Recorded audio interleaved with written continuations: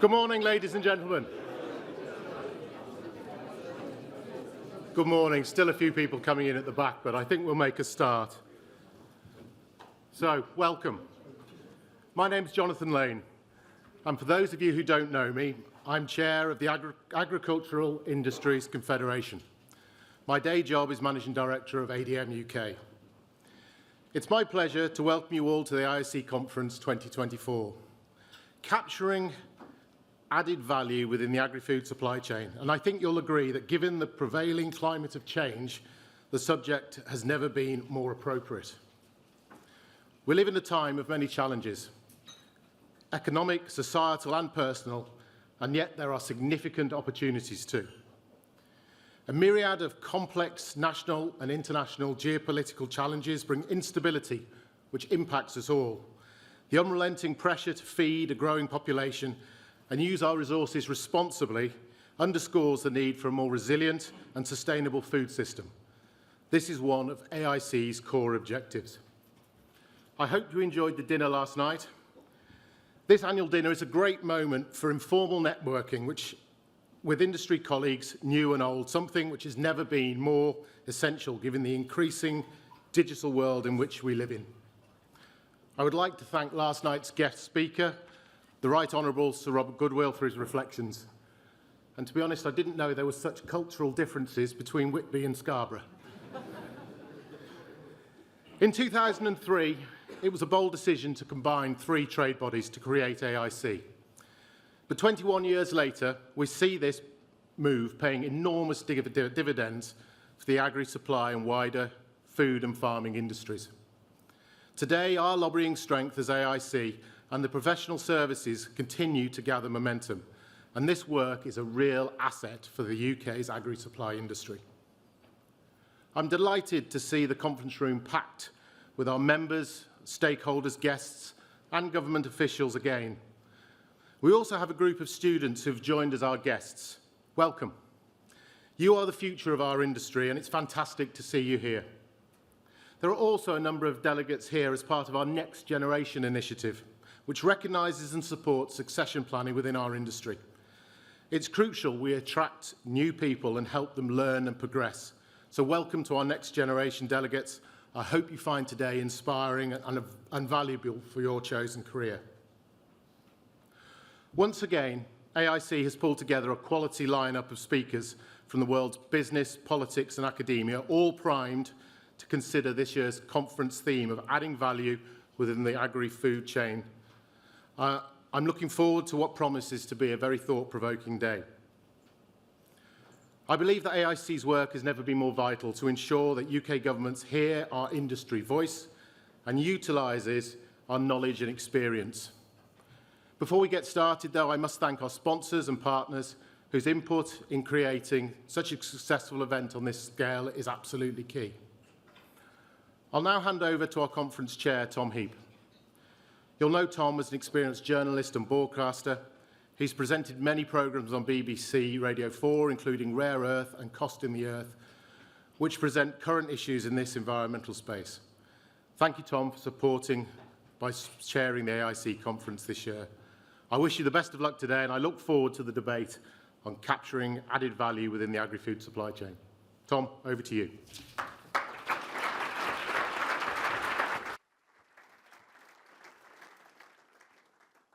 Thank you very much indeed, Jonathan. Hello and welcome from me to the Agricultural Industries Confederation Annual Conference. Great to be back with you here in 2024. As Jonathan said, such a critical time for agriculture and the supply chain, and a truly stellar, totally top-tier lineup is what we've got coming up today. But before we get into that, just the housekeeping I need to get through. In the event of a fire, please use the exits shown and congregate at the nearest fire assembly point. And just to note, we are not expecting a fire alarm today. Can I also remind you to please download the Slido app on your phone or laptop so that you can vote in our virtual polls and ask questions. Just search for the hashtag AgriBiz2024, that's biz with a Z, and you'll be able to vote. And also, you can scan this QR code on the screen right now. But I should stress, Old-fashioned hands in the air are still extremely welcome. I hope they get a bit of dynamism into the room as well. I love a bit of that. Please, can you also use the hashtag excuse me, #agribusiness2024 for any social media platforms so the AIC gets the maximum bang, the maximum traction for this event. As we've just heard, this year's theme is capturing added value within the agri-supply chain. Very poignant, relevant topic, given the discussion on food production and land use management within the UK and overseas. And that is a topic that has been much on my mind of late. And here's when I introduce my little side hustle. I've been written a book which was published this year all about land use, focusing on the UK, really how we use it smartly, where we can multifunction it. And just to be very, very clear, although you may think, oh God, this guy's an environmentalist and it's the same old stuff, this is a book that respects yield and respects farming and knows that that is absolutely crucial in our future world and indeed in the UK. So as I said, a very full programme today covering political priorities, sustainability, the market and economic outlook and market commentary. As you'll be aware, today's title is Capturing Added Value Within the Agri-Food Supply Chain. An ambitious title, but what is adding value? I guess that depends on whose perspective you take. This could be a consumer, farmer, investor, company, government. So with today's challenges of producing enough food, cutting greenhouse gas emissions and boosting nature, there's plenty to discuss, but perhaps more importantly, to do. But this isn't a conference just for the speakers who will be on stage. This is very much a conference for you, the delegate, the audience. That's why you're here. Please do join in. There will be time for questions to the speakers, both on Slido and in person, as we mentioned before. And yes, just my little warning to speakers also not to overrun, so we can give plenty of time for the audience to have their say as well. A few other points I'd like to make. Could all of the students and the next generation ticket holders come up to the stage at the coffee break to meet up and have a picture taken? So without further ado, I'd like to move to the first Slido poll. So if you haven't already, please have your devices ready. And the first poll, which I'm hoping we might be going to see on the screen, but I'll talk about it anyway. Okay. Does the industry believe that the agri-supply sector is in a strong position to add value to that chain in the coming years? Does the industry believe that the agri-supply sector is in a strong position to add value to that chain in the coming years?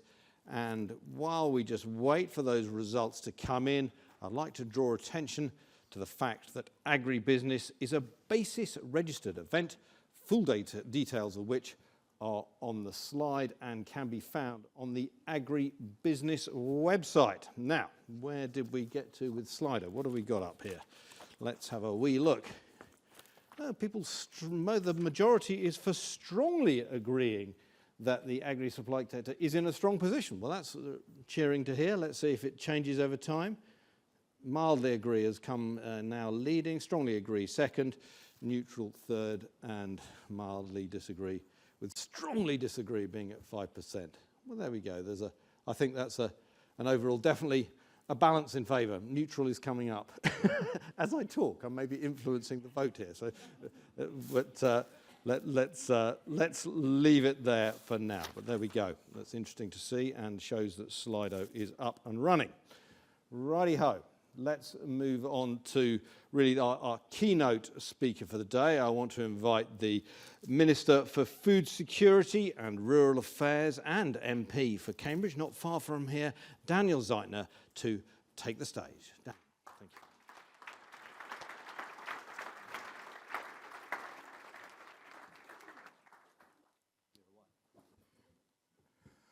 Well, thank you very much, Tom. I'm rather hoping they don't keep that poll running while I'm speaking. It would be slightly distracting, I suspect. Look, good morning, everybody.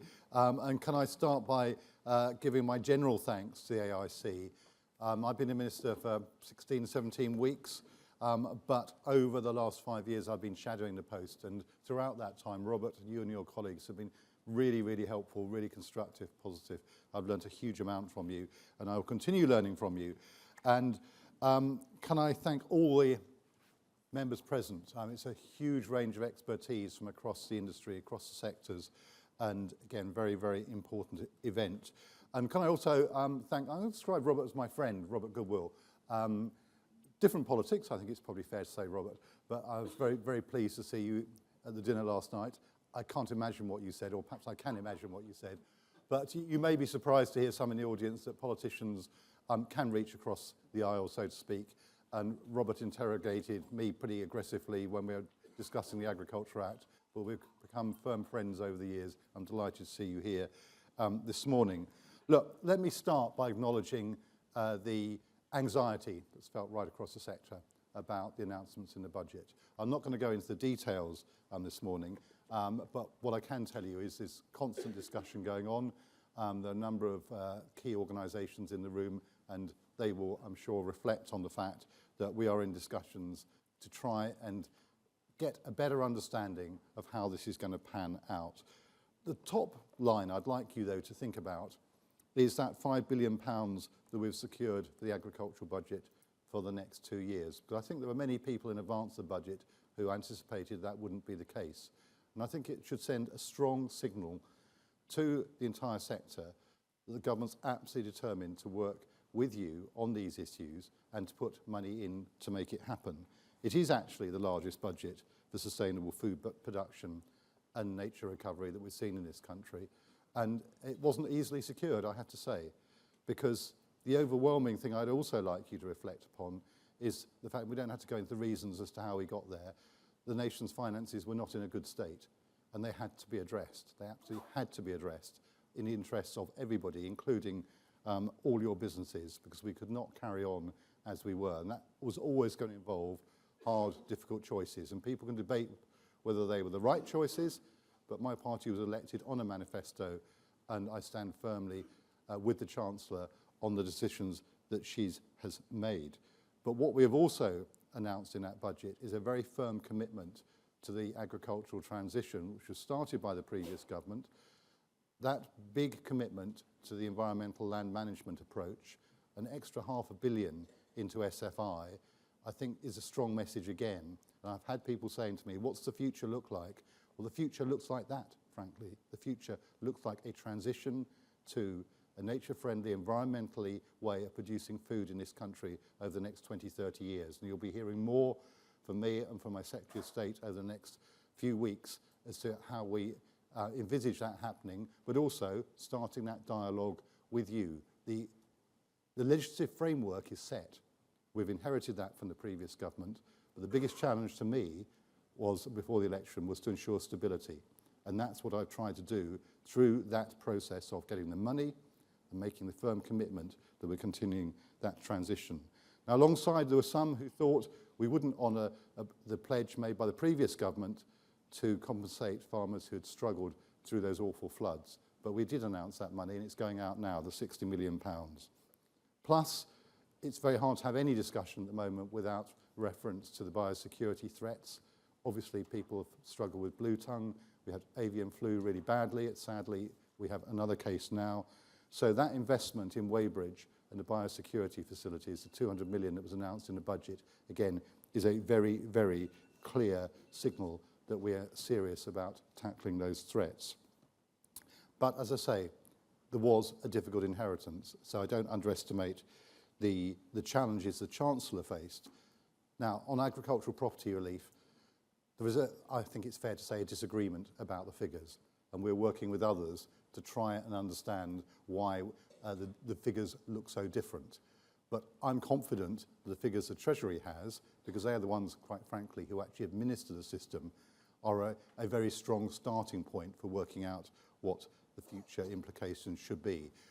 I don't, as I say, in any way underestimate how nervous and anxious people feel, but I genuinely think if you're running businesses, it is probably sensible to think about the future and to work out how you're going to plan for succession. And if this drives a further discussion in many businesses, and I have to say in some families, while that might not always be a welcome discussion, I think it will be a sensible discussion to have. And that may be one of the positives that can come out of this. But let me not shy away from the point. Government has to raise money, has to raise money for all the things I'm constantly being asked to do. And that's the Chancellor's responsibility. Now, moving on from that, our other top line has been about food security. My job title is not Farming Minister, actually. It's Minister for Food Security and Rural Affairs. And that was a deliberate choice because we absolutely recognise in the very challenging global geopolitical situation, the world is not as it was 10, 20 years ago. Food security really, really matters. So that is why I'm so pleased to see your report, and I have a copy of it with me, and I will read it closely later. I've had a chance to skim it. It's absolutely key, because without you, we cannot achieve that outcome. So alongside that, we also know the world is changing and has to continue to change. Innovation, absolutely critical. And we want to work with others, because it's not just from DEFRA, from my department, it will be other government departments that really establish, and well, not so much establish, I speak as someone who represents Cambridge, we're part of the country where innovation is absolutely key to everything we do, but we want to make sure that this country is the best place for innovators to start and grow their businesses, with access to both domestic and international market opportunities. And the development, commercialisation and adoption of agri-innovation, we think, has a key role to unlock future productivity in the sector. And that point about future productivity, I've been slightly surprised about some of the debate in the last week or two, as if somehow productivity didn't matter. Productivity really, really, really matters. And I know you know that, and I'm absolutely determined that we look for that in everything we do. And that will help us strengthen sustainable food production. And providing we can get the supply chain fairness, which again, to be fair, was instigated under the Agriculture Act by the previous government, but it's taken quite a long time to run through, make sure there's proper fairness down the supply chain. That will help us achieve that. Alongside that, and can I say how much I enjoyed Tom's book, you made many of these points. We've got a huge environmental and nature and biodiversity challenge as well. And that's why the environmental land management schemes are so important. And that's also why I very much welcome your report on sustainable efficiency. Both those points, as I've already made, absolutely key. Let me turn to a few more detailed points. Fertilisers, been quite a lot of talk about that in the last few days as well. We absolutely know how critical it is that you've got access, affordable access to those fertilisers. Third, I'm told, up to a third of growers' input costs. And we also, sadly, of course, know that the production of inorganic fertilisers is a significant contributor to those greenhouse gas emissions we have to be aware of. And we also know that not everyone is always using them as effectively, although I have to say my experience of most farmers is they're very, very aware of the high cost. But we also have to look, and this will be another challenge we have to face, what we know is unacceptable runoff into our rivers. The public is absolutely focused now on water quality. We've seen with the water industry that there's a lot of attention on that. Well, we're going to have to get our sectors act together on that as well. And I know that's challenging, not easy, but we've got to make sure we do it. Again, innovation, I think, will help. Also, of course, we can look at fertilisers made from non-conventional materials, such as waste, which could really, really have an impact. So innovation, key to making the changes. DEFRA, my department, in the past, and we'll continue to support this, has commissioned research into these newer products, and we absolutely want to make sure and work with you, and there are many research institutions in the room that I can see, work with you to make sure that that process continues. Now, of course, some of these matters, and I can see colleagues from other parts, or from outside England, these are devolved matters. And any policy or regulatory decisions that we make will have to be considered as part of our Four Nations approach with the Fertilisers Common Framework. Now, we know, and of course you will see there's interest this week with the COP29 discussions going on. People are looking very closely at how we can meet these challenges. Agriculture represents around 11% of total UK greenhouse gas emissions, and methane emissions from livestock make up around 60% of greenhouse gas emissions from UK agriculture. We know there's work that's been done, that feed products can reduce the amount of methane. Again, I think a very exciting area of added value innovation with the potential to deliver significant outcomes for climate. So I'm pleased that several products are already authorised on the UK market, including both feed additives and feed materials. We absolutely welcome the work AIC is doing as a vital part of our methane suppressing feed products industry roundtable. So I am an optimist on these things. I think we can use science and innovation to tackle these very, very serious challenges. We also have the Food Standards Agency, of course, involved, and they provide evidence for the GB Register of Feed Materials, which paves the way for further utilisation of high efficacy and safe methane suppressing feed products. Now, on plant protection products, and again, I can see colleagues in the room who I've had many discussions with over the last few years. Turning to horticultural and arable sectors, the government is absolutely committed to supporting farmers and growers in controlling pests, but doing it in the sustainable way that we're talking about. And that will involve the development and adoption of new biopesticides and, of course, the application of integrated pest management and targeted monitoring and application of these technologies. And some of the farm payment offers that we're making, particularly through SFI, are for a combination of integrated pest management and precision farming actions, which we will continue to encourage people to take up. You'll also know, many of you I suspect, that a few weeks ago I announced our intention to take forward the precision breeding regulations. That will be subject to parliamentary time, but it will be as soon as we can do it. And I genuinely think there are real opportunities there which will not only transform the regulatory environment, which will, I think in turn will attract investment and innovators, but we can see some really important goals on the near horizon now to deal with some of the challenges we've got very much in this part of the country. And investment in the crop genetic improvement networks will be part of that as we support research.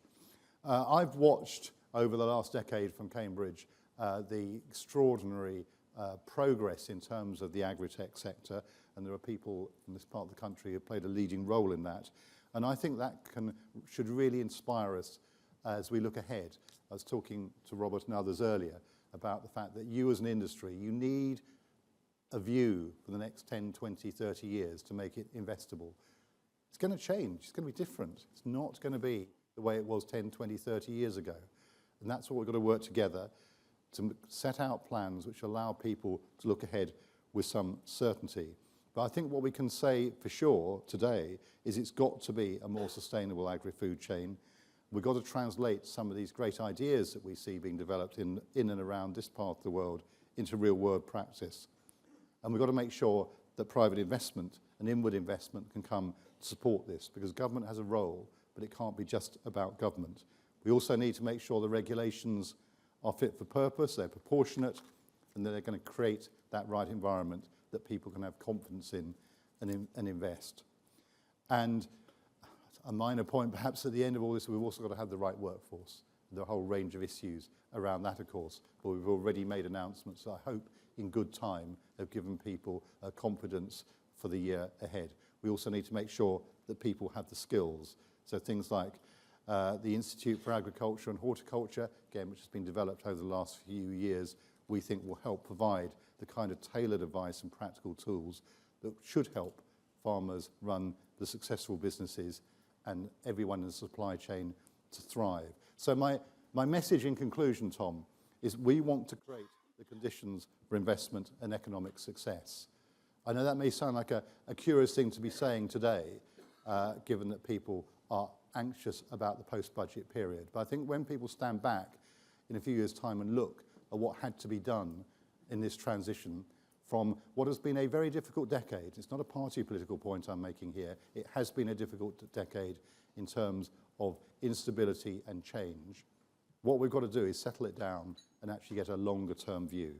So I'm looking forward to working with all of you in this room, but particularly with AIC members, to help establish that proper framework which will allow us to work together to achieve the success I think we all know. And I think I was encouraged by that poll at the beginning, because I share your optimism for the future. Well, I'm absolutely determined we're going to do it. Thank you very much.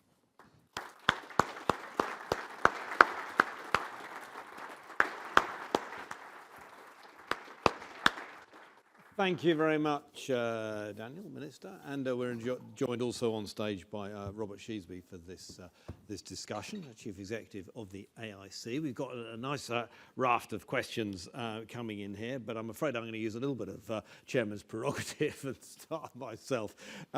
You said that you want to see this growth in productivity and investment and everything, but I'm thinking what most farmers are seeing is ways that money's being taken out of their industry, whether it be changes in national insurance, changes in the minimum wage, and of course the tax changes that you mentioned. So where's the actual action from government that's backing up your aspiration to get more productivity and investment in this business? Well, let me take you back to the biggest investment this country's ever made in this sector, £5 billion over the next 2 years. And that is taxpayers' money. It's there for a purpose. And that, I would say, is a big vote of confidence, because the Chancellor had to make some pretty big decisions as to how we were going to go forward. And I tell you, if we'd done some of the things, not that people are suggesting alternatives, but there are a whole range of really unpopular things that would have suppressed demand. And what we need to do is make sure, remember, living standards in this country have barely improved over the last decade, which is extraordinary. But that money is primarily for public goods. That's what I said. It's not there for the business of farming. That's pretty much explicit. So I'm just wondering again what the actions have been to help the business of farming grow, become more productive and attract more investment. Well, let me take you again to the other point that I was making, the money that we absolutely are happy to pay to help people through the floods that they suffered last year. Now, let me be frank about this. This is not something we can necessarily continue to do in future. We've got to have a sensible discussion about how we share risk, how we manage risk. But of course, when you look at the extreme weather events we're facing, that is why it's so important. I'll take you back to some of the points you make in your book. So important that we address these challenges sensibly. But there's no magic money tree. There's no huge pot of money that's out there. If there was, it would be wonderful. But we've got to get the public finances into a sustainable place to give people the confidence to build for the future. And just going back to your flooding point, the way we farm and indeed manage land can do a lot to alleviate the impacts of flooding. Robert, just from your point of view, I mean, from what you've heard from the Minister, what do you make of it in terms of encouraging these things for your industry, this, getting more value into the agri-supply chain? Clearly, the conversations we've had with members since the budget 10 days ago have focused a lot around its concern around the changes to BPR coming in, what that means for family-owned businesses there, as well as concerns that other organisations, the NFU, etc., are raising on APR. But I think the biggest disappointment I've got from members is it was a lot of talk about building a budget for growth, to grow the economy. And that came through the narrative strongly, but the content of that statement from the Chancellor hasn't inspired business to think about growth. And I think it's how do we get back to a place where business is thinking positively about investment and growth. And I don't know how we navigate these next 3 months, 6 months, whatever it may be, to get to a place where we're more positive. Let me suggest how exactly we navigate the next few months. Over the next few months, you're going to hear a whole series of proposals rolled out, particularly around things like the National Land Use Framework. Now, one of the strongest messages we've had from business over the last few years is the planning constraints are a constant problem. And what you will see over the next few months are measures to address those issues. We absolutely get that we cannot continue in the way that we have been. So I'm afraid, I think a lot of these things should have been addressed over the last decade. They weren't. That is what we are suggesting is the way to give you that. In the end, government is not going to be running this industry, nor should it be. But what we can do is put the measures in place to allow people to prosper and succeed. And I think if we can get that set out, and some of this is going to be done in dialogue with you. There's no silver bullet. But when one looks at the huge energy transition that's going on, for instance, there are huge opportunities there. But it needs to be done in a sensible way. So that is what we will be setting out over the next few months.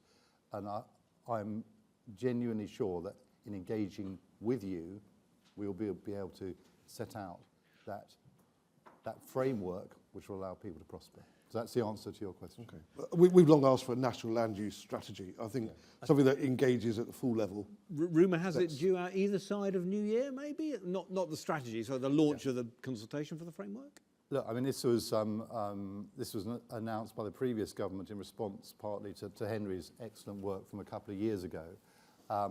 And I think I remember sitting at the Oxford Farming Conference 2 years ago in a meeting with the civil servant who was charged with doing it, thinking, this sounds like a big job, a really challenging job. And it doesn't surprise me, it's taken quite a long time. It didn't surprise me entirely, despite constant announcements by the previous government it was just about to happen, that it didn't happen before the election. But what I can tell you, I mean, I've seen the first draft, and it will be soon.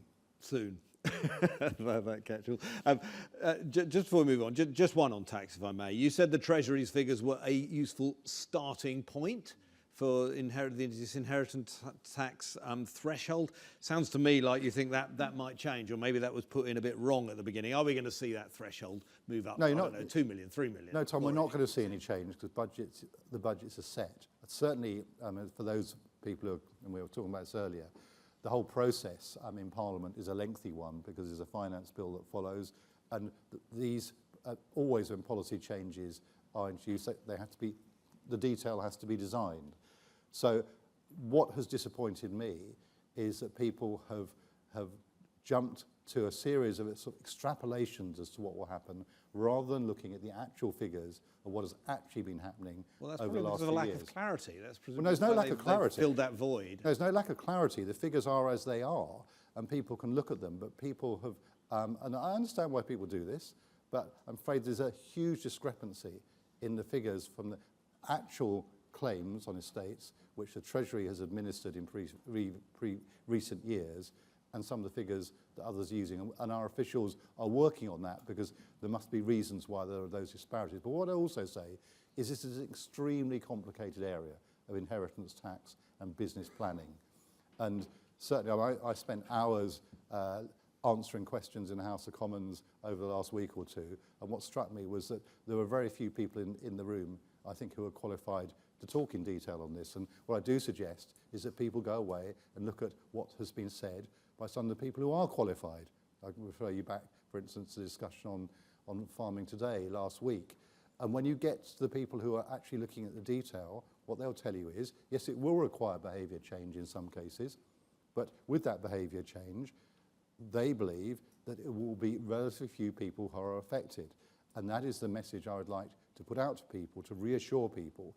Of course, I quite understand why my political opponents might want to say something different. That's it. We live in a democracy. It's perfectly reasonable for people to say stuff.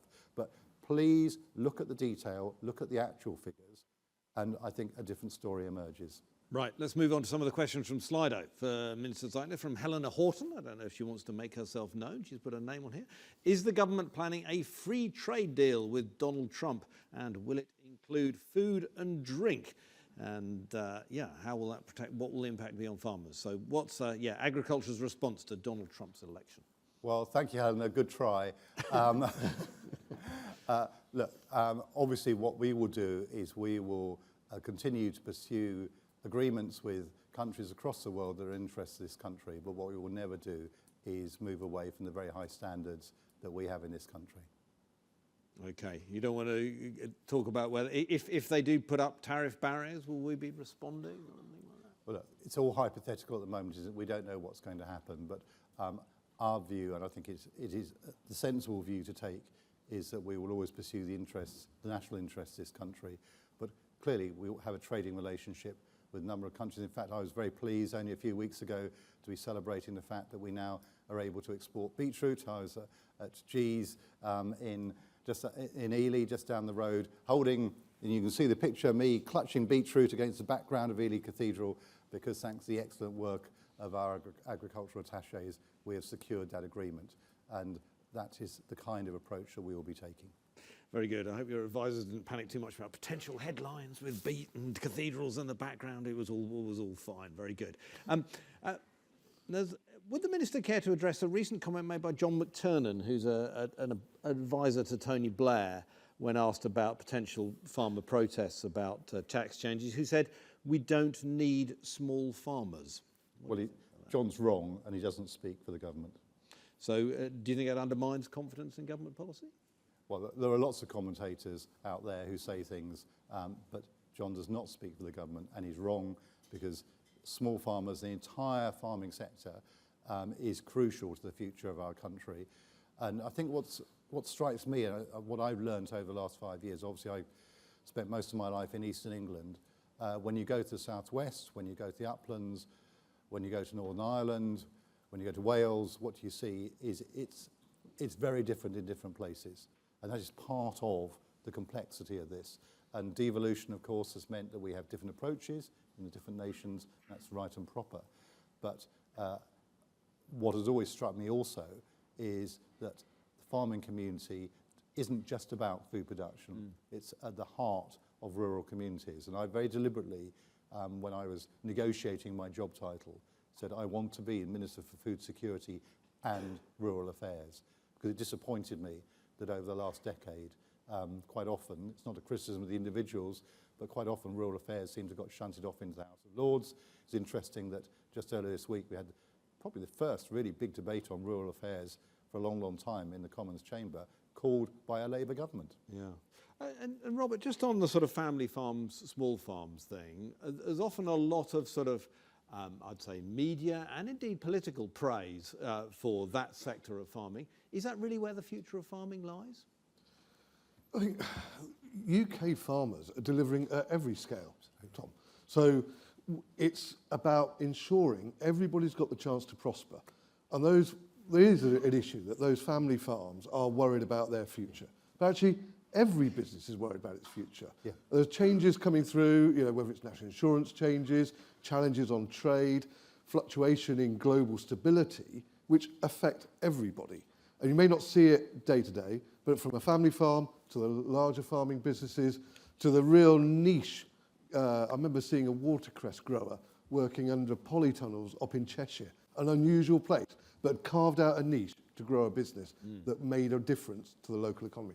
So it doesn't matter what scale you're at, we need everybody to producing food in this country. And Minister, with food security in your title, that's got to be the thing we're working on, is growing our resilience and making sure the food security of the country is in a good place. Totally agree. With food security in your title, would it be a failure if our proportion of domestically produced food went down? Now you're tempting me again. Look, what we my know, job. of course it is, of course it is. Look, I was pleased under the Agriculture Act, and Robert will remember these discussions, that the government is bound to produce a food security report. We thought it should be done annually. Originally, the previous government wanted one done once every 5 years. We settled on 3 years, and the first one came out, I think, 3 years the day, or on the last day it was supposed to, and there'll be another one coming out, hopefully slightly earlier, so it can be discussed. And this whole question of food security has shot up the political agenda, and it means, to be honest, it means different things to different people. A lot of my colleagues will see it very much in terms of household food security, and the huge rise in, essentially, food insecurity in this country, and it is shocking that we have to rely on so many food banks. I absolutely take my hat off to the people involved. We really shouldn't need food banks in a wealthy economy like ours. But then I think for most of us in this room, we would see food security in much more global terms. So in answer to your question, I've always said that I want us to see us producing more food in this country. I think targets are tricky because, as we know, and we've seen it in the last year or two, obviously weather plays a huge role, and you can't always guard against that, but you can take a 5-year view.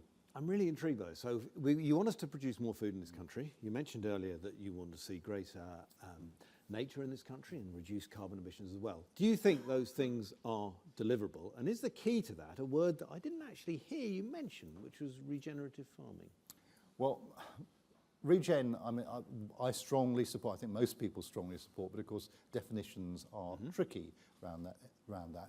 I was at Groundswell a couple of years ago, and I was struck by the enthusiasm, and I'm struck by the enthusiasm right around the country. So yes, absolutely a role, but there will be many approaches that can be taken, and they will depend upon local and individual circumstances, and also the support we can give. And to the first point of the first question that I put in there was, do you think it is possible to produce more food in this country whilst enhancing nature and indeed cutting carbon emissions? I absolutely do, and that goes back to my point earlier about productivity, which I don't think has been talked about nearly enough. I mean, clearly there is a huge debate around land sharing, land sparing, and so on, and Many learned reports have been written by Royal Society. Henry again touched on it in his work. But I genuinely think, and when you look at some of the proposals, obviously they were knocked back, some of the vertical farming proposals by high energy costs a few years ago. But when you look at what innovators are coming up with and what the future looks like, I don't think there's any doubt that we can do this. But we do need to pay more attention to some particular sectors, such as horticulture. We do not grow enough fruit and vegetables in this country. Just while we're getting the mic to a lady over there, but can you keep your hand up, please? Thank you. Just while we're getting a question here that's very popular. Biological controls are not being brought forward in Great Britain as manufacturers find our regulatory regime too slow, too costly, and too small a market. Do we need to change this? Well, there's quite a big question in there, and you will all know that this government has said that we want to renegotiate or improve our relationship with our near neighbours, the European Union. Quite clearly, quite a lot of the regulatory systems we have both been inherited and are now beginning to diverge. And just not through choice, but just because time is passing. And I very much appreciate the fact that for investors, that poses potential challenges. Now, without going over a debate from the past, we are where we are, but I'm charged by Keir Starmer with working with others to try and negotiate an improved phyto and phytosanitary and veterinary agreement, and we will be trying to achieve that. And there'll be a whole range of other things that come from the decisions that we make or are able to arrive at in terms of our relationship with the EU. Something that could help boost the productivity and business of farming without spending a great deal of money, potentially, getting those regulations right. Indeed, but we also respect the choice the British people made at the referendum. It wasn't my choice, but it's a choice that was made. And there are advantages, as we've seen, in terms of the fact that we've been able to move much more quickly on precision breeding. There's a question of that, Ali, I think. Yeah. Minister, Ali Kappa. Yep. Can everybody hear Yep, me? yep. Go Ali ahead. Kappa, I chair British Apples and Pears and Horticulture Crop Protection Limited. So thank you for your answer to the last question. Fruit and veg businesses need confidence and certainty, and you talked a lot about that, Minister. Right now we've got a generation of farmers aged 65 and above and their next generation, and that might be in a limited company or it may be in a partnership, who are facing a cliff edge due to the IHT changes.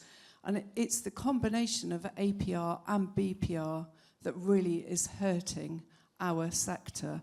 What transition measures will you introduce to limit the human impact of these proposed changes? Well, as I said earlier, I think there are many, many different circumstances that people find themselves in, and I'm not going to be giving individual advice to people, but quite clearly, if people they can make lifetime transitions with the 7-year, I can see you shaking your head, but certainly it can be done. There are ways in which this can be done, but I'm certainly happy to look at figures that people can bring forward to show me what the challenges are with that. So we will have ongoing discussions, but Might there be some shaving in of this? The question, I suppose I would still go back to the point that I made right at the beginning, which is the number of estates that are currently claiming this relief is relatively few. And that's why we need to understand why the points that you are making do not seem to tally with the figures that we have from the Treasury about what is actually being claimed at the moment. So let's have further discussion. Thank you. Just one last one from Slido, and it does overlap a little bit into the land use framework you mentioned earlier. So the question is, will there be a national food and agriculture strategy for the UK to boost investment and economic growth in this sector?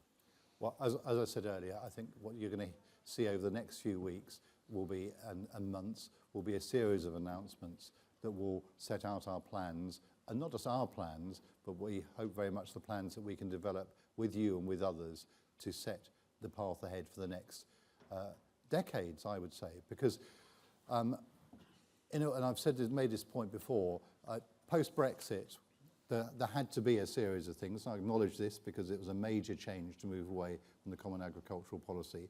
The agricultural transition of that 7-year period was set out by the previous government. But it was never very clear, I think, to most people what the world was going to look like after that transition. And that's the challenge that we have now. And I think this is absolutely the time to be doing it at the start of a parliament, to work with others to make sure that people have got a clear idea. But I can give you the overall framework. We've already seen that commitment to that transition to an environmentally and nature-friendly form of support for farmers in this country to produce food. That is going to be the direction of travel in the future. That was why the £5 billion is in that budget for the next 2 years, and that's why you're seeing an extra £500 million in SFI. It hasn't come up this morning, but one of the things that I was really struck by when I walked into the department was the problem that had been identified for the last few years was low uptake of SFI. Suddenly it's completely changed. It's now big uptake of SFI. The challenge I've got is to make sure that we've got the budget to meet that, to give people the confidence to make that transition. So that's the way the future looks to me. What I want to do is have a discussion with you and others to make sure that we can make that work. Just very quickly, please. Yeah, Minister, on that land use strategy, that's a really welcome announcement. We look forward to hearing and engaging on that. But on the industrial strategy and the trade strategy, do we need to work with you to get an agricultural chapter in there to ensure that the Department for Business and Trade are also clear about where agriculture fits into the wider economy, supported by a land use strategy? Is that something we should be engaging? We are absolutely talking to colleagues about making sure that we fit within the industrial strategy, and both the life sciences sector and the advanced manufacturing sectors are both places where we fit very, very well. So we will be part of those broader strategies. There is a danger sometimes of government having many strategies, but the missions that the government has set out I think are broadly clear as to what we want to achieve for the country as a whole.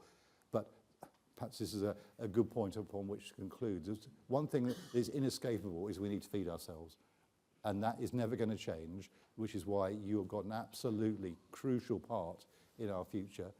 And in a globally, say, challenging world, producing more food here has got to be an important part of that. But it's also got to be done in a way that meets the environmental challenges. Otherwise, we are going to see more of those extreme weather events, which are so difficult to deal with. And we've got to do it in a way that respects nature and biodiversity, because without that we can't produce food either. So it's a complicated mix of things. It's a fantastic challenge, but it falls to our generation to do it. And I'm pretty confident we can, but I need your help. Minister, we could cover very much more, but I gather you've got a train to catch. Sadly, I have others who want to interrogate me, you'll be surprised to hear. But listen, please put your hands together and thank the Minister for the speech and the questions.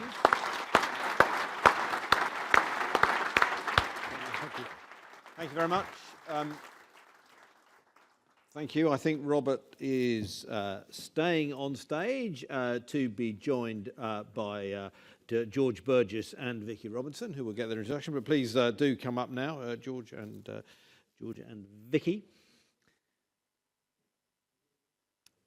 So we now are moving on to further talks about the political priorities with, as Robert Sheasby, with George Burgess, who is Director of Agriculture and Rural Economy for the Scottish Government. That makes him, in effect, the senior civil servant for agriculture in Scotland. And Vicky Robinson, who is Head of Sustainability and has just been involved in launching and I think writing, is that right, this very fine report we have here. So we're going to hear from all of them, and I think we're going to start with Robert. Thank you very much indeed. Conference Chair, thank you very much. Welcome to AIC Conference 2024. In a sort of slightly rejigged agenda to enable the Minister to leave and catch his train on time, we're working through. So my speech may seem a little disconnected from the order, but we'll work through that. I'm delighted to see many members of the AIC here today to what is in fact our largest conference in recent times, with over 200 delegates in the room. So thank you for taking the time to join us here today and see our what I consider a great lineup of speakers. May I, as our chair of the board did earlier, extend a warm welcome to our next generation members, along with our stakeholders and, of course, our speakers. I'm delighted that the Food Security and Rural Affairs Minister, Daniel Zeichner, has been with us this morning. And we're also delighted to have representation from Scotland and Wales representing the Great Britain. Unfortunately, Northern Ireland were unable to join us politically today. Of course, an event like this cannot happen without the input of our sponsors, and for which I'm very grateful for those who have taken the time and money to support the AIC with its conference today. Thank you. It's an understatement to say that the last year has been eventful for our country, and indeed globally. Geopolitics, climate change, technology, and policy are all contributing to a dynamic business environment. Conflict, physical or trade, around the world is at a level not seen for decades, and it will take our political leaders to act with great diplomacy, not to embolden more aggressive actors on the world stage. I firmly believe it is in all our interests to take the temperature down as supply chains become disrupted and costs increase. The very opposite of our conference theme, capturing added value within the agri-food supply chain. So AIC seeks to enhance the trading environment for our members spanning Great Britain and working with NIGTA in Northern Ireland. I'm proud that it is AIC members who work to ensure that critical supplies and professionally qualified advice are delivered on farm. Raw materials, all assured through on-farm schemes or industry standards, mean all crops, domestic and imported, meet the strict food and feed safety standards of the UK market and export markets. None of this happens by chance. It is well planned, with professionally managed businesses working in support of the national food system. It is AIC members that deliver from before the farm gate to make sure that the much talked about farm-to-fork food system actually delivers for consumers across the country. The past year, and closer to home, we've provided input into 2 reviews into assurance. The first by the AHDB and one commissioned by the NFU, farming organisations and AHDB. The findings of these 2 independent reports, when released, will be important to the future of safe food and feed in the UK, a matter which the AIC and its members take extremely seriously. It is easy to take assurance for granted when we have not had a major food or feed scare for many years. But I would argue that it is the constant vigilance of members and the whole food system, including farmers and growers, working together that has ensured we have maintained consumer confidence. The past year has seen AIC increase its advocacy, attending the Farm to Fork Summit in May in what turned out to be the last days of the last government. I made the case there for creating a positive economy in which to invest through the guise of a land use strategy and food security committee, a concept we launched with the Anglia-Ruskin University here 1 year ago. I also asked for a standardisation of carbon accounting and measures to better manage divergence in the UK and with key trading partners like the EU. Now, with the general election behind us and the recent budget still being analysed, it is starting to become a little clearer about what our new government is seeking. There is much still to clarify in terms of how references to growth are being matched by government actions. As we all heard just now, the government is still not able to provide full clarity, although we welcome the presentation of a consultation on a land use strategy, as the Chair elicited, maybe this side of Christmas, maybe early in the new year. We've had confirmation that vital precision breeding legislation will be taken forward in England. This is to be welcomed, particularly as the UK already commands 50% of the total European spend on inward investment in this area of innovation.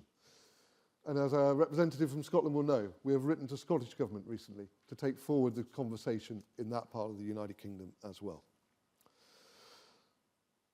Whilst the recent budget has caused widespread concern about the need for economic growth set out by the Prime Minister in his 5 missions and echoed by the Chancellor, it's cause for concern to me and many members that the budget seems to do little to boost confidence around UK agriculture. Others are, of course, leading the challenge on matters such as APR and BPR, but other areas remain of concern, such as changes to national insurance contributions, capital gains tax, and CBAM for fertiliser, all areas for which clarity, confidence and certainty is sought. There remains a real and now wider concern that the budget in the short term is not going to lead to growth and may well contribute to UK inflation. This all seems a long way from my brief meeting with the then Shadow Chancellor Reeves in June and a meeting in May with then Shadow Farming Minister Zeichner. I asked them both to bear in mind the three AIC priorities: to create a rising tide for UK agriculture.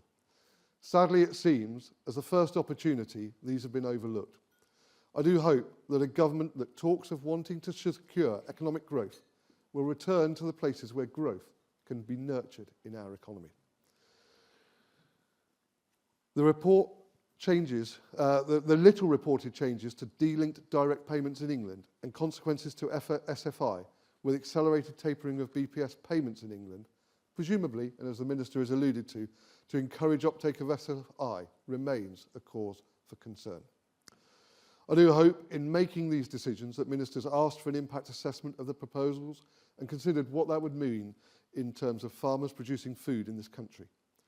I know this is a concern of many members about how farmers will invest in the inputs and protection that crops and livestock will need for 2025. What has been encouraging is that one of the AIC's three election priorities to address the divergence in UK and EU trade has been identified as a government priority. AIC is already working with Minister Zeichner and civil servant colleagues and his DEFRA team to provide the full facts about friction to trade with the EU and how these can practically be resolved. In September, at our reception in Parliament, we hosted a delegation from the European Commission and our European associations, as well as representatives from embassies, 6 government departments and the devolved nations. We were pleased that Cabinet Office Minister for EU Relations, Nick Thomas-Symonds, spoke at the reception, where he emphasised the AIC's role in strengthening trade relations. With the UK and EU implementing policies to address very similar issues in different ways, such as deforestation, precision breeding and CBAM, this dialogue is as important as it has ever been. So it's clear that if we want to solve the challenges ahead, we must work together. No one body or organisation has complete knowledge, so it must follow that we work together to bring our collective knowledge to solve the problems ahead of us. Whether through the Agri-Supply Coalition or other groups, we can provide vital market and commercial insights to support our ministerial and civil service partners. We should all have the same vision to create a rising tide for UK agriculture, one which charts a very positive future. We could be here in a year's time, celebrating a corner being turned through innovation, smarter partnerships between government and industry to deliver economic growth that is for the benefit of all. It doesn't have to be a dream. It could and it should be a reality. In closing, I'm optimistic that business, agricultural and environmental policies being developed do not constrain the very part of the economy that feeds the nation. We remain the bedrock of the country's largest manufacturing sector, delivering a substantial 129 billion to the UK economy. We must not forget this. We must not forget those that make decisions forget this. There is a lot to do, and we call on ministers from across the United Kingdom to listen to the offer of help from the industry to tackle the challenge of being more productive whilst meeting our sustainability goals. The two can be achieved, but only through breaking down silos and working collectively. Changing tack. The past year has seen the AIC, with its members on the Sustainability Liaison Group, working closely with colleagues, AIC Policy Manager and Head of Sustainability, Vicky Robinson and Andrew Pearson, fully revise the AIC Sustainability Action Plan. I'm delighted now to introduce Vicky to the stage to launch the report and share with you key findings and actions from a year-long piece of work. Like the Minister, I have had the privilege of seeing a copy beforehand. This, I believe, is a groundbreaking piece of work, which I commend to members and stakeholders alike.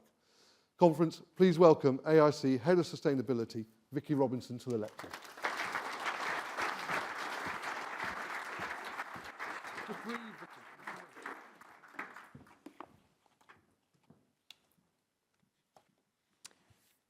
Conference. I must admit to being very proud, and if I'm totally honest with you, a little excited to be standing in front of you today to launch AIC Sustainability Action Plan, entitled Agri-Supply, an Action Plan for Sustainable Efficiency. Sustainable efficiency is about maximising productivity and resource use whilst minimising environmental impact and waste, ensuring that we meet our needs without compromising the ability of future generations to meet theirs. Although I'm presenting this, it's been a real team effort, and I would like to acknowledge the input of my colleagues, in particular Andrew Pearson, who co-wrote this with me, RDP, and those members who so generously gave their time in acting as critical friends. This plan builds on our 2020 report, A Roadmap for a Sustainable Food Chain, recognising the pace, scale and focus on sustainability, which has seen exponential growth over the last few years. This has been driven from multiple angles: government, consumers, retailers, processors, the finance sector, investors, shareholders, all are now asking more questions and wanting evidence on what businesses are doing, reflected in the array of voluntary and increasingly mandatory reporting standards, coupled with the focus on green claims. Not forgetting the international angle. We're in the seasons of COPs, with the COP16 Convention on Biological Diversity concluding 10 days ago in Colombia, and the UN Climate Change Conference, COP29, starting this week in Azerbaijan, with agriculture being the theme for next Tuesday.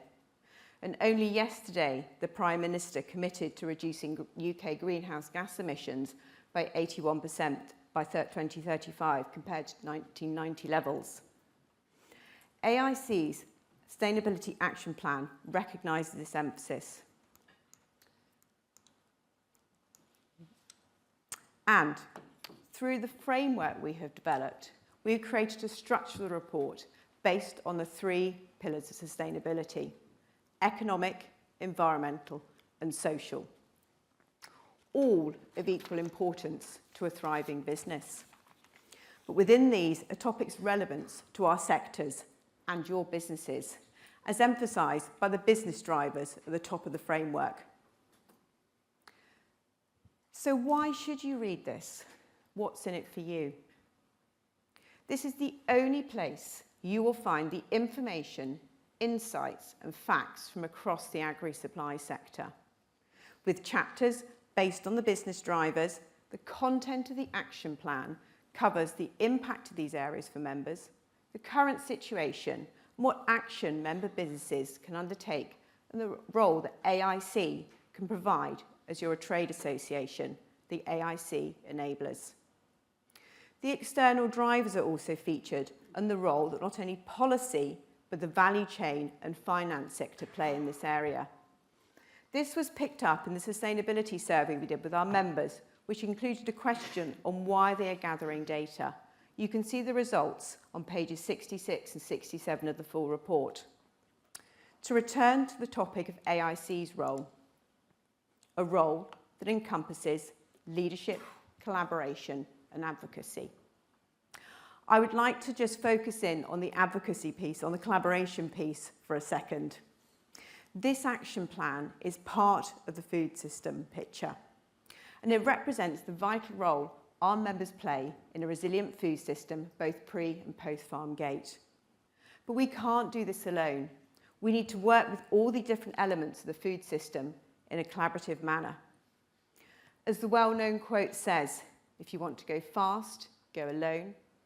If you want to go far, go together. The executive summary on page 7 of the full report picks up key priorities for AIC, our members and stakeholders. To pick a few: adopting sustainability metrics within operational activities, assessing the environmental impact of all products, building on regulatory requirements through the utilisation of voluntary standards, But what is required to facilitate these? Firstly, cross-government strategies on land use, food and energy security. We need an integrated approach to recognise the many areas of government the food system touches. Investing in innovative solutions and infrastructure. Our members are operating in rural communities.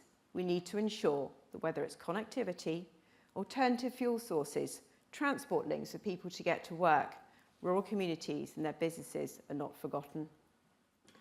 And lastly, to reiterate one of our election priorities, a standardised approach to sustainability data combined with streamlining and simplifying reporting. We need to ensure businesses are able to analyse and act on the data they are gathering, rather than spending so much time gathering and reporting the same data in slightly different formats multiple times, something we're hearing more and more about from our members. The report can be downloaded from our website. We have printed some copies of both the full report and also an abridged version which contains the framework, summary of the actions and the enablers, and the executive summary with a QR code to the full report. And copies will be available during the break. I see this as the end of the beginning. I was quite rightly challenged by one of our members last week who said to me, Vicky, once I've read this, what do you actually want me to do? There is a role for you all. For members, I want this to be used by you to celebrate the work of the agri-supply sector and what they're doing on sustainability. Things like integrated pest management, farm nutrient balance, applying a circular economy approach, to name but a few. But there's always more to be done. As outlined in the members' actions, we can be central to orchestrating change through the work we will and continue doing. Sense check your businesses against the members' actions using the other products AIC have developed, their sustainability training, the sustainability self-assessment tool is needed to support you. And look ahead at what your priorities are. Every one of you will have a different sustainability strategy and plan, but sustainability must be considered as operational business as usual. And talk to us about what you need and how we, as your trade association, can work with you. For stakeholders, recognising the breadth of work our members are doing, but also where we have aligned messages. We may not always totally agree on everything, but there will be areas of common ground, the starting point for a conversation. Sustainability is, and I was going to use the journey word, but I was listening to an interview with Miranda Hart on Radio 4 a couple of weeks ago. And she started saying journey, said, absolutely no, I'm not using that word. I'm going to replace it with the word adventure. So I would like to consider that this is an adventure I very much look forward to going on together. We look forward to collaborating with you.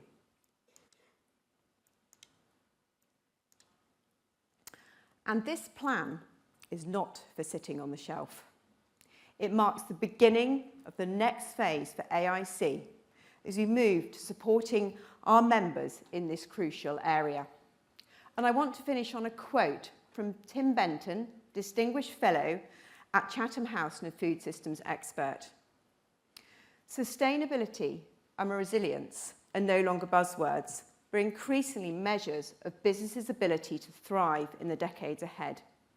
This action plan is therefore an important guide to address the existential challenge ahead.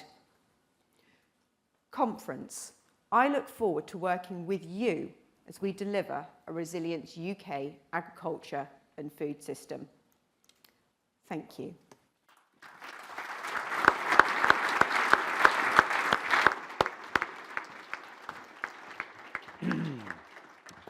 Thank you very much indeed, Vicky. And I'd now like to ask George Burgess to take to the lectern. As I said, Director of Agriculture and Rural Economy for the Scottish Government, and in my little bit of research, also a doctor in electron microscopy. So quite clearly a details guy as well. The floor is yours. Indeed. Good morning, ladies and gentlemen. Thank you for that introduction, and it's a pleasure to be with you again and to give a perspective from north of the border. Before I do so, I want to say a few words about Ian Muirhead, who has just stepped down as AIC's Scotland Policy Manager and is coming to work with us in the Scottish Government as Special Advisor to the First Minister leading on rural policy. Now, Ian is not with us today. Robert tells me that he's at home binge-watching his box sets of The Thick of It, perfecting his Malcolm Tucker routine. Now, there is really no need for that. If you know him, you'll know that Ian's language is already very agricultural. In the best sense of the word, he will bring a wealth of experience of agriculture from his representational role with AIC, as well as getting his own hands dirty on the farm. And I look forward to continuing to work with him in his new role. So if you ever had any doubts about the interaction between AIC and government, I think in Ian you have testament that that is a good, positive and strong link. Our vision for agriculture, published in 2020, sets out the Scottish Government's aim to transform how we support farming and food production in Scotland to become a global leader in sustainable and regenerative agriculture. That vision is a positive one. We've sought out farmers and land managers to help contribute to and co-design this vision. After all, it's their efforts, your efforts, that we rely on to feed the nation and to steward our countryside. A vision where farmers' essential role in delivering climate adaptation and mitigation and in biodiversity recovery and nature restoration is made plain. Now, government policymakers and farmers are not going to agree on everything. We've heard some examples of that already this morning. And delivering the vision we have for a sustainable sector will be a tough adventure, I think might be the right term. But by working with industry, we'll aim to do that as harmoniously as possible. So from the farmer-led group several years ago to the Agriculture Reform Implementation Oversight Board to engaging with individual farmers, crofters and stakeholders, we have made sure that co-design is at the centre of our vision. This summer, the Agriculture and Rural Communities Bill successfully passed through the Scottish Parliament, receiving royal assent at the end of July. And this is a testament to the effort put into consultations, amendments and co-development between industry and government to create the first post-EU agricultural plan that seeks to deliver for Scotland as a whole, but especially for our farming and rural communities. And that includes the views set out clearly by Robert and Ian on your behalf.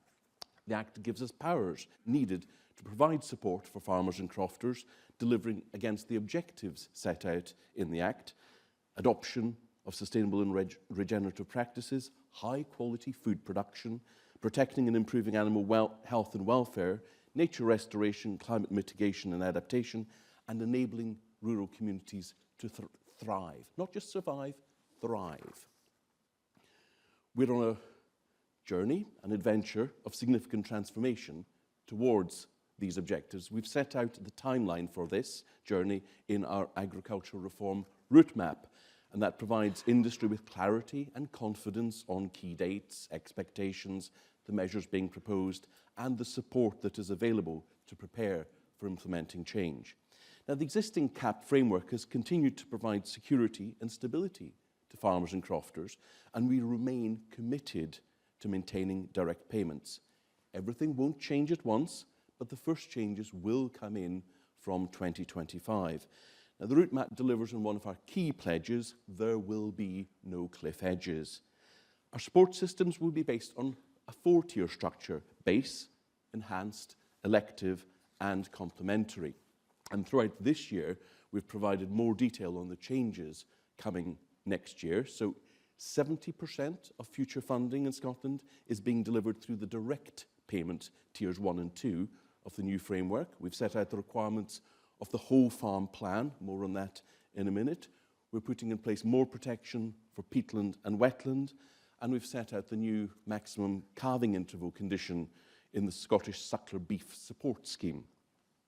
Starting at Tier 1 base payments will provide an element of financial certainty for farmers and crofters engaged in food production and active management of the land. And through that, the foundations of the Whole Farm Plan will be implemented from next year.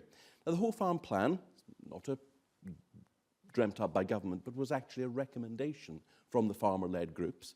And since then, we've continued to work closely with industry to develop something that will be beneficial to farmers and crofters, helping them to become more productive and profitable, as well as contributing to our climate and biodiversity targets. The Whole Farm Plan has 5 components: carbon audits, soil analysis, integrated pest management, a biodiversity plan, and an animal and health and welfare plan. And from next year, farmers and crofters will need to undertake at least 2 of these 5 parts, and support for 2 of these baselines, carbon audits and soil analysis, is currently available through our Preparing for Sustainable Farming programme. Scotland has around 2 million hectares of peatland, about a quarter of our land mass, as well as extensive areas of other wetlands. In good condition, they sequester CO2, but when degraded, they release it. And roughly 3/4 of our peatlands are degraded in one way or another, and that's accounting for about 16% of our net annual emissions. So the additional protections we're introducing under cross-compliance from next year recognise the importance of these areas and build on a range of other policy initiatives around peatlands and wetlands. So they aim to prevent further damage by limiting activities on deep peat with semi-natural vegetation or on uncultivated or semi-natural wetlands. Moving up, we're developing the details of what will be delivered for Tier 2 enhanced from 2026 and Tier 3 elective from 2027.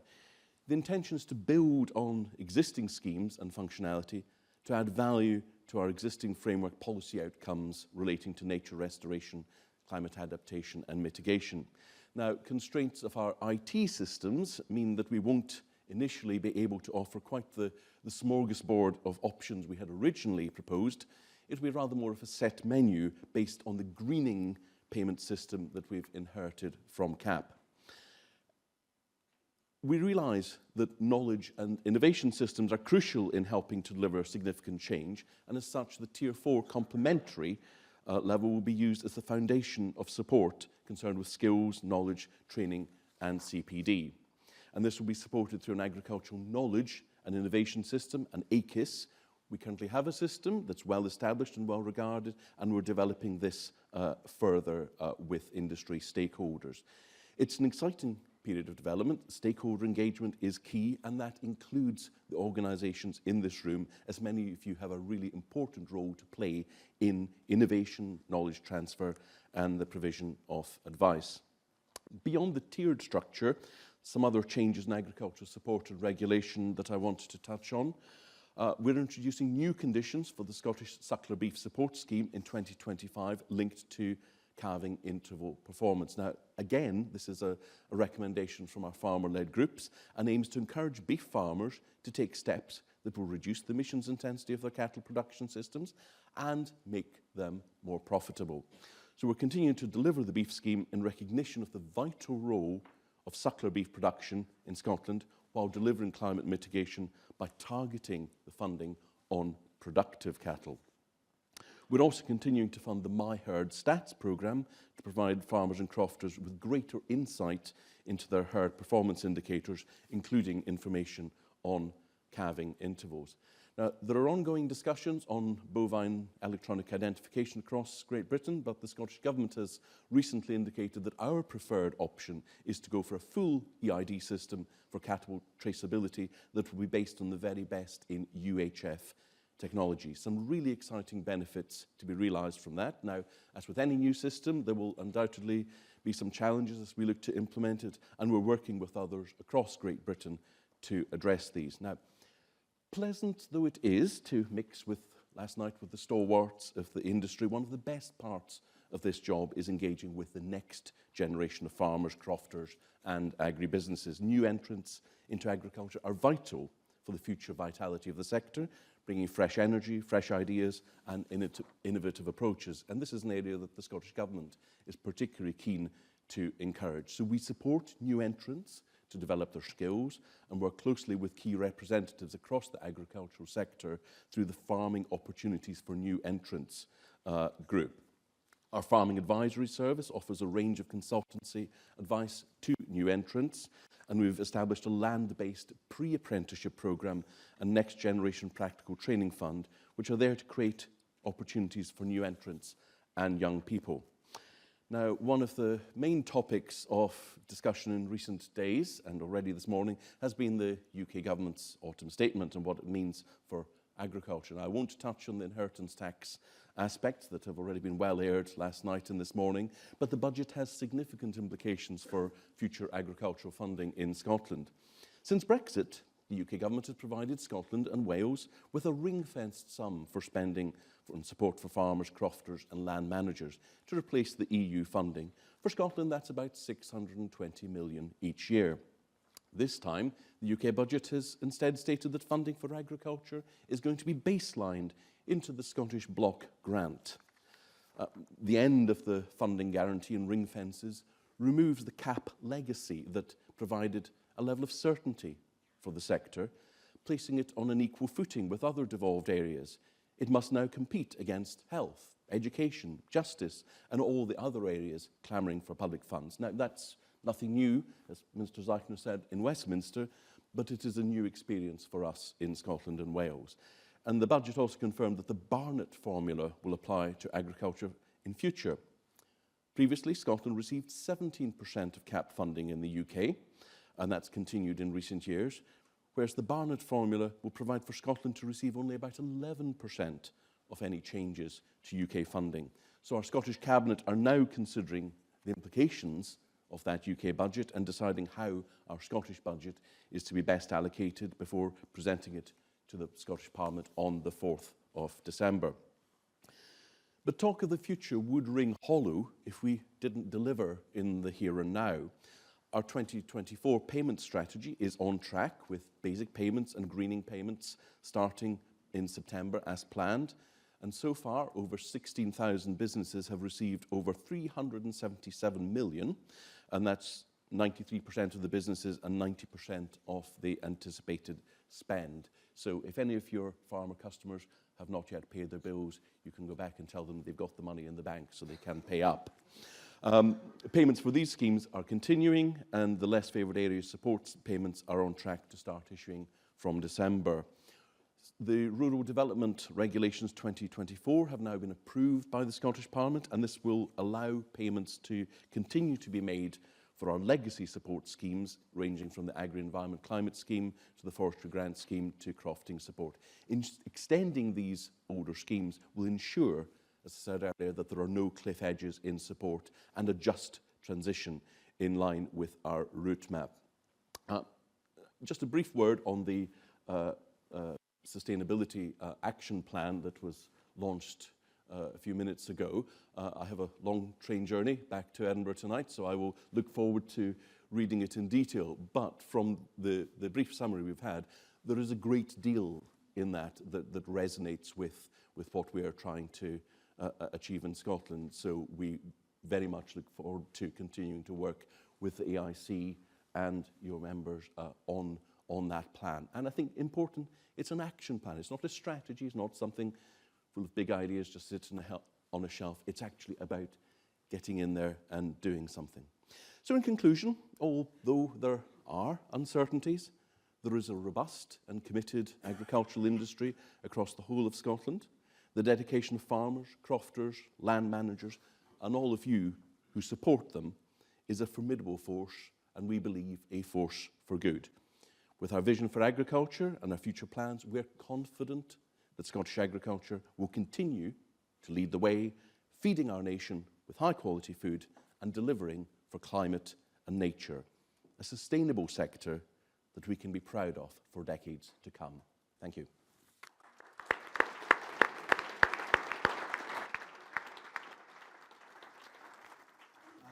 George Burgess, Dr. George Burgess, thank you very much indeed. We're now going to hear from Hugh Iranca-Davis, who is the Minister of Agriculture for Wales. He's given us a pre-recorded video, and just while that's happening, perhaps the AV guys could come and have a look at my iPad. I seem to have managed to stuff it up in some way. that would be great. And we'll hear from Hugh Rankin-Davies. Helo bawb, a diolch I chi am fy nwahodd I ddweud ychydig eiriau. Mae'n ddrwg gennyf na llafod Don't worry, it's not all in Welsh. mewn person heddiw. Hello everyone, and thank you so much for inviting me to say a few words. And I'm really sorry I can't be there with you in person today. Let me say at the outset that the AIC are very important partners to Welsh Government. My officials and I are very grateful to AIC Cymru for their continued support and their input and their evidence provided on wide supply chain matters. We know that the change in climatic conditions and the increase in weather extremes are already affecting Welsh soils, our water resources and our livestock, both from intense and prolonged rainfall and flooding, as well as recurrent periods of summer droughts and wildfires. Now, earlier in the year, I held a roundtable to discuss the impacts of the prolonged wet weather on our farmers and on the wider supply chain. And I just want to thank Michael Munsey of AIC Cymru for his input and his expertise into this discussion. The UK Climate Change Committee state that changes to weather patterns will intensify in the years ahead, and this will have a direct impact on our farming community as well as on wider society. So it's really important for farmers and for land managers to take the action needed to adapt to this change in climate, and we will be supporting the sector to make these changes. Now, this is why the Welsh Government published its Net Zero Wales plan, setting out the pathway to net zero by 2050, and also a new climate adaptation strategy for Wales. This strategy provides a very clear vision of what a well-adapted Wales looks like. It's a positive future that addresses the risks from our changing climate. It also embraces the opportunities and seeks to reduce inequalities across society. So we will use this strategy to drive forward wider engagement on the topic of climate adaptation. Your conference coincides with a very important week, of course, in the Welsh Government, as it is also Wales Climate Week. It was only on Monday, in fact, of Wales Climate Week that we highlighted some of the positive actions that farmers are already taking to adapt to our changing climate, with examples provided through Farming Connect's wide network of demonstration farms. And we also heard from the horticulture sector on how they are increasing awareness and resilience in the industry towards a changing climate. The challenge of climate change in front of us requires everyone to work together across geographic and across sectoral boundaries, and so collaboration is going to be essential if we're going to be successful. Now, I know that all of you will be aware of the very challenging economic and fiscal context we work in. The new UK government has already made it clear that we will be dealing with significant financial challenges, both now and in the future, as a result of the slow growth in the UK's economy and indeed the previous UK government's choices. So following the UK government's budget statement on the 30th of October, we will be publishing our 2025-26 draft budget within a quite constrained timescale on the 10th of December. Now, while the additional funding to Wales from the UK government is welcome, the wider financial context is still challenging, and it is likely that all ministers will be faced with some difficult decisions. But I have sought to provide as much stability to our farmers as possible by prioritising the Basic Payment Scheme 2024. We have launched BPS 2024 advance payments worth over £157 million, once more providing that financial certainty to over 96% of eligible Welsh claimants. And our officials are working to ensure that as many full and remaining balance payments are made as early as possible once the payment window opens on the 12th of December. And I've committed to operating BPS unchanged in 2025. The BPS 2025 budget ceiling will be established in December 2024, as usual, alongside the publication of the draft Welsh Government budget for 2025-2026. Now, this is dependent, of course, on the next UK Government spending review. Back in July, as you know, I announced several schemes which will provide advice and support to farmers, including the Habitat Wales scheme, Habitat Wales Commons, organic support payment, Farming Connect, and a new integrated natural resources scheme. And more recently, on the 4th of November, I announced that the application windows for another 5 preparatory phase schemes are now open. The schemes will support farmers to make investments to develop their businesses and to take positive action in response to climate change and the nature emergency. Now, this preparatory phase helps to prepare farmers and land managers for the Sustainable Farming Scheme, and with details of all the schemes available from the Welsh Government website. My approach is about coming together, about listening, working in partnership, and I'm deeply proud of the collaborative approach that we've taken in developing the SFS. So our intention is to publish an interim SFS design in the very near future, followed by final design decisions next year before the scheme commences in 2026. And the work is founded on the structure of the scheme as was set out in the last consultation. The structure is designed to support the resilience of all farmers in Wales through an integrated whole farm approach and a universal baseline payment. And this is based on the completion of a set of universal actions. And for those wishing to progress further, they can choose extra, optional and collaborative actions and receive additional financial support from 2026. Now, we all agree that producing safe, high-quality food in Wales is vital to our future. We also agree that farming provides much more than the food that we eat. So my focus is on the future, on working collaboratively with industry to help to deliver this prosperous and sustainable farming industry here in Wales. On the matter of the agricultural pollution regulations, Dr. Susanna Bolton of Scotland's Rural College has been appointed as chair for the COAP regulations review, and she's currently engaging with stakeholders. This work will be completed by May 2025. I want the review to identify if changes to the regulations are needed to contribute to our shared aims for an economically and environmentally sustainable sector for the long term, so that I can make evidence-based decisions on the policy as an outcome of the review. And on TB, we've established a new technical advisory group, a TAG, led by Professor Glyn Hewinson. It has provided important advice that has already enabled us to change the on-farm slaughter policy, which I know was a cause of concern for many farmers. And in September, I announced the membership of a new TB Eradication Programme Board chaired by Sharon Hammond, and with strong representation from both farming unions, which will provide strategic advice to the Welsh Government.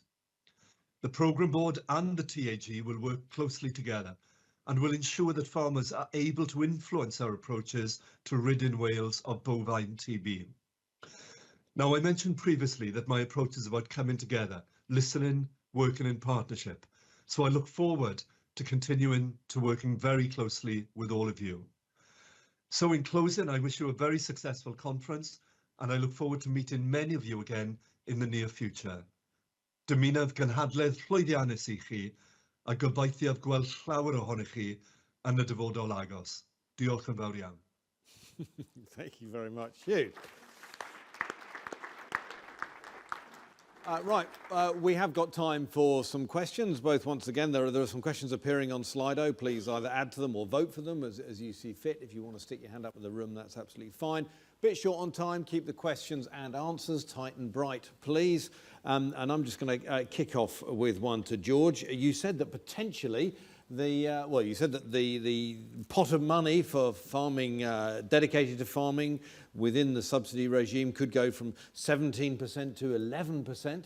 Is this where we're going to see an acid test of how much the Scottish people really care about agriculture when they have the decision? Yeah, the 17 to 11% is not quite as stark as that might sound. But nevertheless, the ball's that's now in the Scottish Government court, isn't it? Absolutely. So that will be about future changes. It will mean that as DEFRA's budget, we hope, increases over time, the Scottish and the Welsh budget will also increase, but there will be a very, very gradual convergence. But you get to decide how much of it is spent on agriculture. Yes, absolutely. We get to decide how much is allocated to agriculture versus SSA, health, education, justice. So there's, not that this isn't the biggest show in town, but there is another event going on in Edinburgh today, the AIC Conference, where probably right about now the First Minister will be on stage with Martin Kennedy, the President of the National Farmers Union of Scotland. And I expect that question will be coming up. But is it a worry that you've really got to fight for your patch now against, you know, those rural, urban central belts that may not care so much? It's not so much a sort of rural-urban fight, but it's within government and all these policy areas. So we absolutely need to make the case about the importance of agriculture, food and drink, and rural sectors. So your support in that, in helping make the case, will be gratefully received. And watch out for the 4th of December when our budget will be set out. Right. This one sort of is between, well, it's possibly between all three, but I'm just going to make it between Robert and George at the moment. We've got, as we heard earlier, a land use framework possibly emerging, which I think is England only, which once again opens up the possibility of more variations across the devolved nations. And the questioner asks, does the variation between the devolved nations in food and climate policy represent a risk to achieving net zero goals across the whole of the UK? Actually, I'll put that to, I mean, you've got sustainable efficiency in your thing. Does that represent a risk, do you think, the variation of policy, Vicky? Well, I think it's whether the policy is the main driver, but I think there are other drivers around, you know, the whole aspect of sustainability within a business, and we've talked obviously But about is it a stumbling block to achieving the goals of the policy we want? I mean, obviously, if we had joined up policy in this area, it would be helpful, but appreciating that might not always be the case. So it's whether it can be aligned as much as possible, and also it's the interpretation of that and how it's chosen to be actually applied within a business. And sorry, I want to pick up there because, Vicky, you made the point earlier that businesses are having to account to different parts of government in different ways for carbon metrics. Yeah. The risk of having to then report to different parts of the United Kingdom in different ways and to different customers, that's got to be avoided because it's just inefficient. It would be bonkers to go down a direction where we're complicating reporting when we could actually just standardise it, which was one of our key asks, is to get it right, get it smart, get it fit for 2050. Sorry, 2045 for Scotland. You would please hear that I absolutely agree with you, and it's one of the areas that we're looking to work with the other administrations to make sure that we do have commonality as far as possible. You know, if there need to be differences, there are good reasons for it, not just because we're not aware of what's going on. And on land use strategy, we've actually had a land use strategy in Scotland for quite some time. It's a requirement of our Climate Change Act from 2009. So actually, you might see this as a convergence between the administrations. Are there too many grazing animals in Scotland? There are too many deer. Right number of sheep?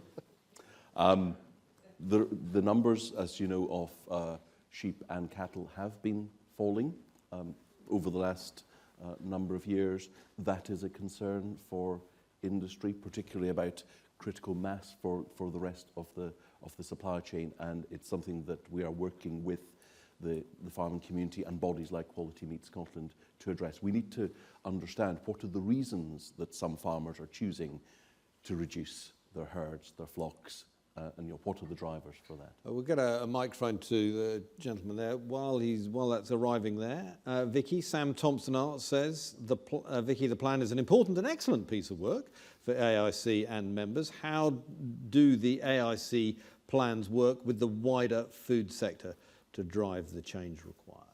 So I mean, that's very much picking up that collaboration piece, and it's working with other trade associations, other representative bodies. That's already starting to happen. So I've already had conversations with some of those before the plan was launched, but also planning on having further conversations, looking for those aligned messages, and again having had conversations with some organisations. They're already spotting where we can align, and therefore we can have better representation because we're joined up as stakeholders, which is more powerful than being fragmented.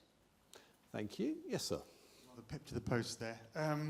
Tom Clark, I'm first and foremost a farmer, but also for my sins now, chair of the AHDB Cereals and Oilseed Sector Council, and also sit on the NFU Sugar Board. Vicky, had the very great pleasure of sitting with you at the dinner last night and hearing a little bit about what you can do. Thank you for such an assured and well thought through presentation. You did say this was a good question to ask. Can you outline how AIC has collaborated in putting together this report in the first instance with the other organisations involved, and how you see that going forward in the future? You've touched on it just now, but also in particular how you would collaborate with the likes of the HDB, the NFU and farmers themselves regarding data and reporting requirements on sustainability measures. Thank you. Vicky? Yes, so thank you, Tom, and thank you for exposing our discussion last night. No, that's fine. So first of all, I mean, the collaboration has been very much actually with our member organisations. So in developing the plan, working very closely with a small group of members, and also it went out for consultation for members to comment on. So that was sort of how the development happened. With the data question, it's a real challenge because obviously we have got sort of what's evolved is quite a fragmented data landscape, and it's how can we bring that back into a harmonised manner without obviously without obviously breaking sort of the amount of investment that's gone into what's already happened. Just give us an example of what kind of data you're talking about here. So it's things like reporting on energy, waste, plastics, within water use.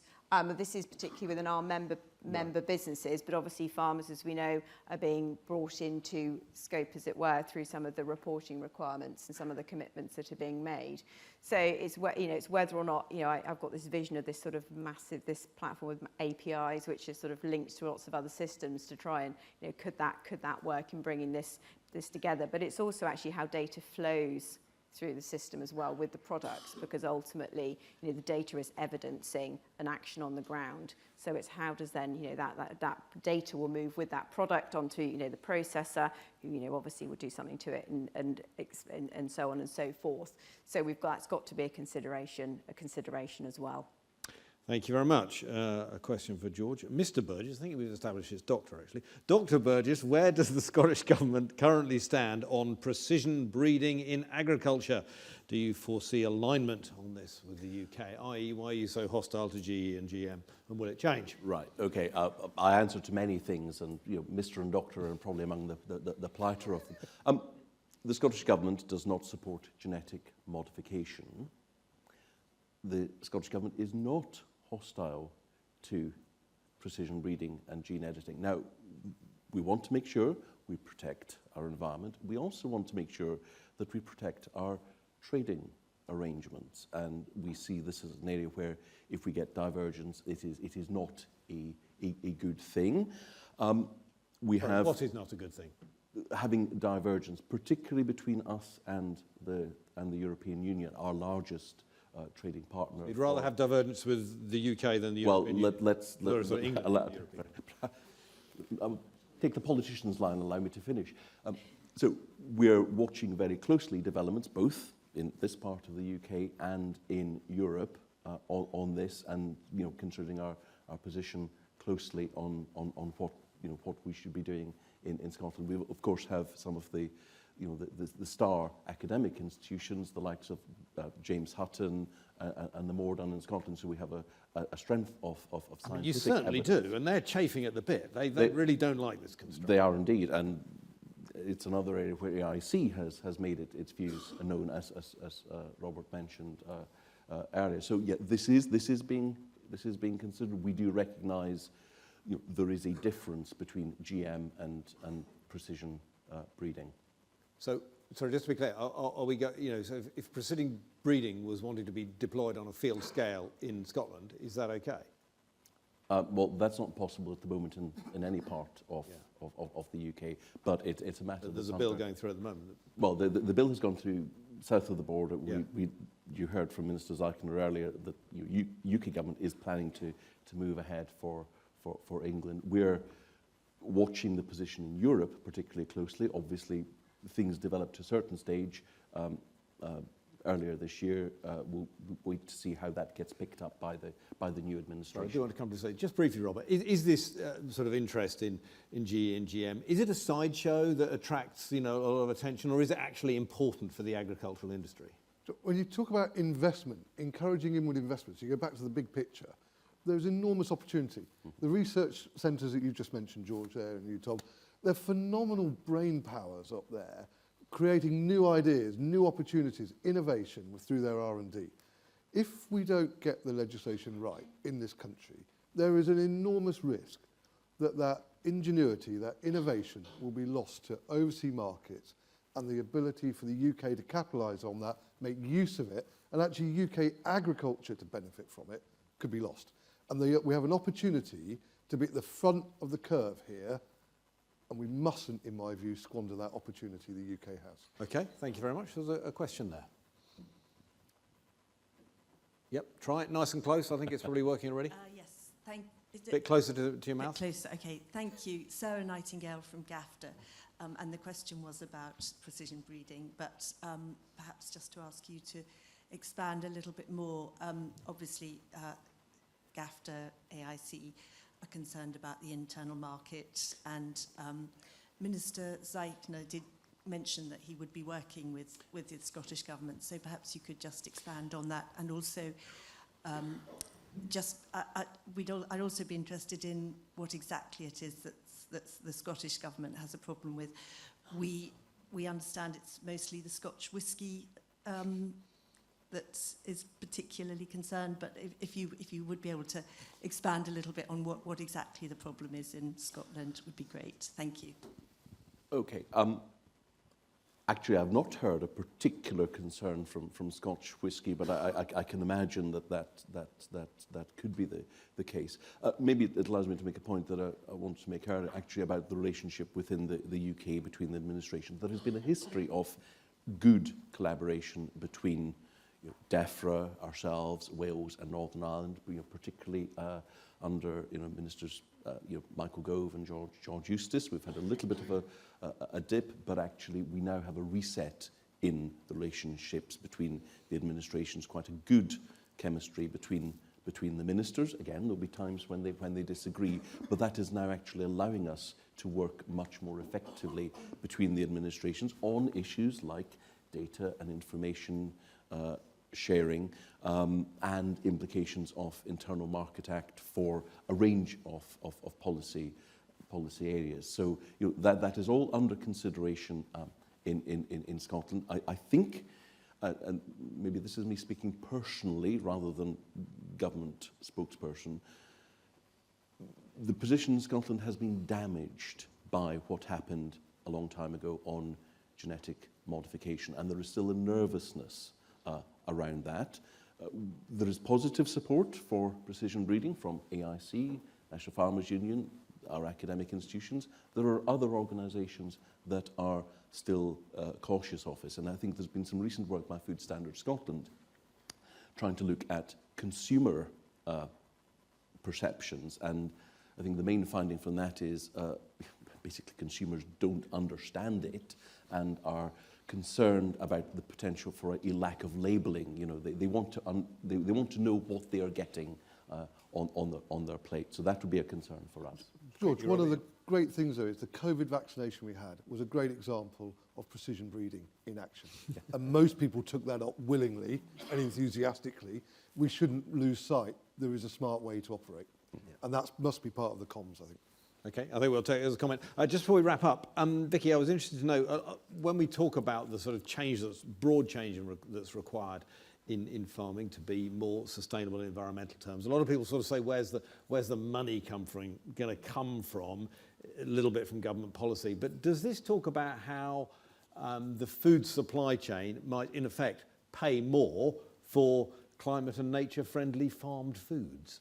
Talks about the drivers, Tom, so the drivers for those changes and, say, cutting across those external drivers of policy, value chain and finance, and what is influencing those decisions that are that are happening within businesses, whether that's farming businesses or whether that's our member businesses. We don't go into a huge amount about where the financial aspect should come from that in terms of, throughout the supply chain. That's not covered. It's more about ensuring that there's an awareness of what the influences are, what businesses need to consider, and what actions that they can undertake in terms of looking at their business strategy, and both building resilience, but also looking at that sort of climate adaptation piece as well. This may be for Robert as well, but I suppose what I'm wondering is if farmers are thinking I want to change to farm in a more environmentally or so climate-friendly way, but I'm worried where the income's going to come from that, does this give them any kind of reassurance that the food industry more widely is, I don't know, potentially a source of income for that, will pay them for doing those good things? I think the short answer is it can't, Tom, because that's got to be a market pull. So it's for those that at the end of the chain demanding regen ag or whatever aspect of wider sustainability they want to signal through the market that they're prepared to pay for whatever that is that they want as an end user. Mm-hmm. Anything else other than that, I think, might stray remarkably close to competition law. Ooh. Always a place you don't want to go near. I know it's got very strong teeth. For me, Tom, in particular. Yeah. Yes. Right.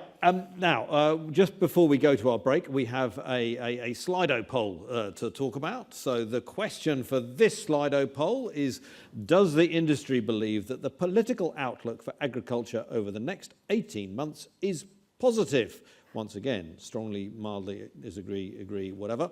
Does the industry believe that the political outlook for agriculture over the next 18 months is positive? What is Slido telling us? People are just dialing in their things. Just while that's happening, it just leaves me time to say, I did mention my book earlier, and the Minister was kind enough to mention it as well. I do have a box of them over there and a card reader. So in the coffee break, if anyone wants to float over there, they're more than welcome. Are you signing, Tom? Oh, I'm certainly signing, yeah. I'll write anything you want if you pay 20 quid. Right. Let's see, is that Slido coming up? Here we go. Interesting, this one. So just to remind, I know it's written up there, but just to remind everybody, does the industry believe that the political outlook for agriculture over the next 18 months is positive? Quite hefty disagreement there. I'd say anything on the agreement side is down at 14% and below. So yeah, so the people are not very happy with currently where the politics are in the next 18 months in driving a positive future for agriculture. Very good. Well, that's quite instructive there. 70%. Yeah, 70%, which I guess reflects a lot of the changes the political moves we recently had have all been about sucking money out, and no one's going to like that. Right. Well, we must say go and have our coffee, but before we do, please put your hands together for George, for Vicky, and for Robert.